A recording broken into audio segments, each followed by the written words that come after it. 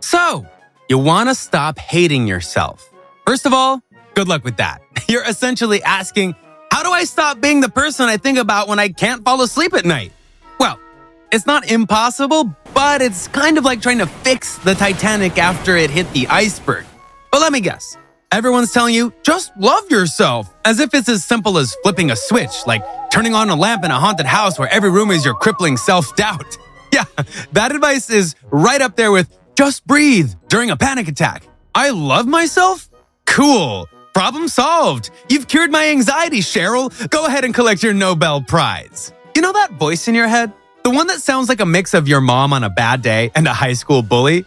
Yeah, we're supposed to turn that into something positive. Try talking to yourself like you'd talk to your best friend. But let's be real. Would you even be friends with yourself? If your best friend was as emotionally unavailable and unpredictable as you'd ghost them so fast their Wi-Fi wouldn't catch up. But sure, let's pretend you're the kind of person who deserves kindness. That won't feel fake at all, right? So instead of saying, I'm an idiot, try saying, I'm doing my best. Sounds great until you're in the drive-thru for the third time this week because grocery shopping is for people who actually have it together. Oh, you've heard this one before, haven't you? Cut out toxic people. Like I'm just walking around with an emergency axe, chopping off friends and family members as if it's that easy. Sorry, Mom, you've been demoted to acquaintance.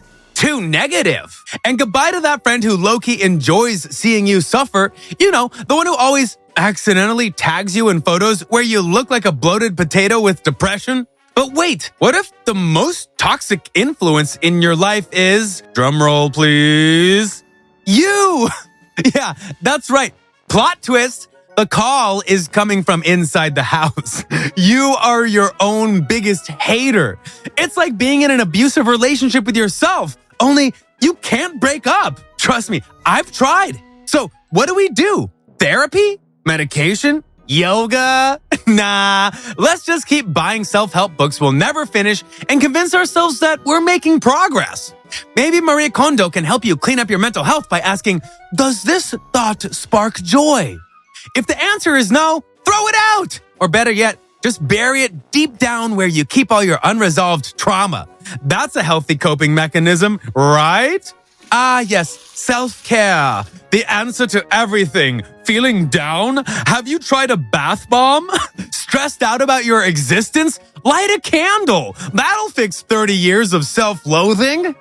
But here's the truth about self-care. It's not all bubble baths and face masks. It's doing things that are actually good for you, like drinking water, sleeping, and eating real food, which, let's be honest, are 3 things we're barely managing to do as adults. I mean, how often do you actually drink enough water in a day? Most of us are basically dried out houseplants, praying someone will sprinkle a little hydration on us before we keel over. So start small, like real small. Maybe drink 1 glass of water today. Or maybe just think about drinking water while you sip your 5th cup of coffee. That counts, right? Here's a little fun piece of wisdom.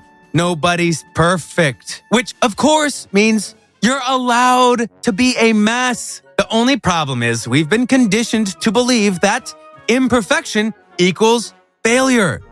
But let's be real. Half of your favorite people are barely holding it together. Everybody's pretending they know what they're doing when in reality, they're one bad day away from wearing their underwear inside out and calling it fashion. So, embrace the fact that you're a walking disaster. You have flaws, many of them. Some might even say too many, but hey, if you can't fix them, you can at least monetize them by becoming an influencer who talks about #self-love while secretly spiraling. And finally, the secret to not hating yourself. Lower your expectations. Seriously, expect less of yourself. I know, society has been screaming at you to be your best self and achieve your dreams since the moment you emerged into this world. But here's the truth. You're probably doing just fine.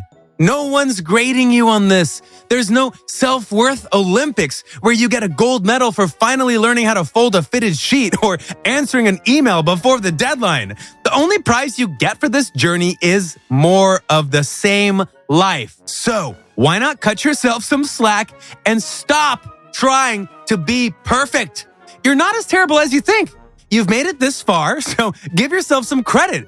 Stop being so hard on yourself, or at least ease up a little. Forgetting to turn off the stove or wearing mismatched socks, it's fine. Nobody cares but you, and even you don't care that much. Hating yourself is exhausting. You're bullying yourself constantly, and for what? To feel worse? Mission accomplished. Maybe it's time to give yourself a break and stop being your worst enemy. You don't have to love yourself overnight, but at least don't hate yourself so much. And if that's too hard, there's always bubble baths. But hey, before you go, just hit that subscribe button. Yes, I know you want that.